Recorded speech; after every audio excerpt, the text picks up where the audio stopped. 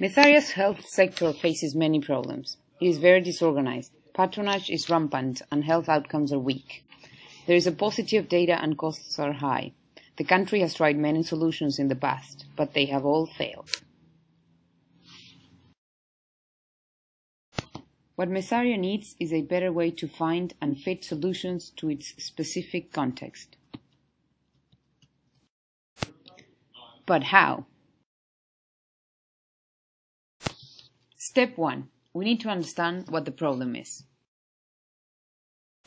We start by forming a team, usually from where we or those supporting us have influence, and later expand that group. Risk. Sometimes the people assigned to a team are formally given permission to be there, but they also need to be granted the time needed to participate and do the work. Additionally, over time, we want to make sure that there are people with power to make decisions and also become part of the team.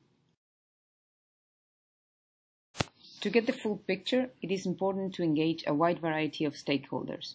For Messaria's health sector, that means members of the government, private sector, NGOs, people receiving care, and health workers.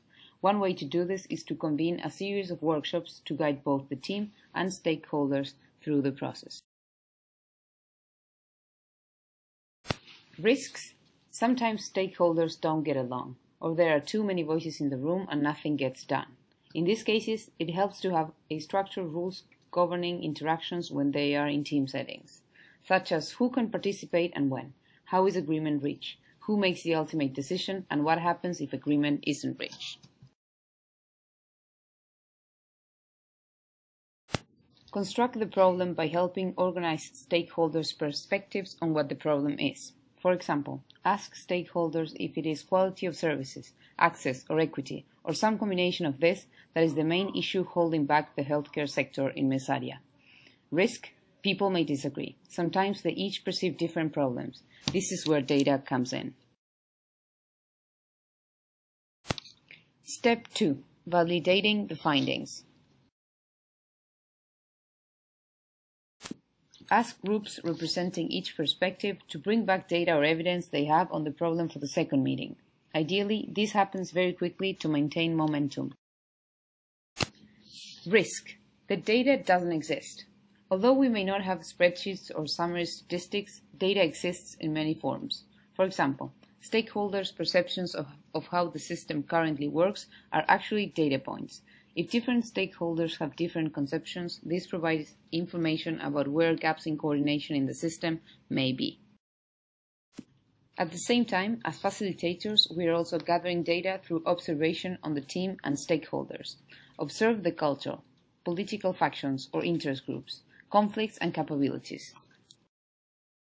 After everyone brings supporting arguments and data, evaluate which stories seem like the most reasonable. Help move stakeholders toward consensus on what issues to prioritize by impact, whether it is a bottleneck, what can be most quickly solved, and what is most feasible. Step 3. Find out what is causing the problem. Once the key problems are identified, guide the team to have a conversation identifying the causes of these problems by repeating the above process. Engaging stakeholders, gathering supportive evidence, and gaining consensus. Step 4. Doing. Identifying solutions. Guide the core team and stakeholders in brainstorming a variety of potential solutions for each root cause that was identified. Evaluate potential impact, time and feasibility. Look for positive deviance, cases where people in context have found a way to solve the problem.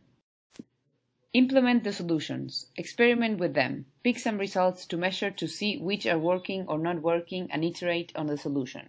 Sometimes what you learn about the solution will even help you learn new things about the problem. Finding and fitting solutions to context is a messy, iterative process. The important thing is to always keep learning and increasing your ability to get things done by gaining allies. Go for it and good luck!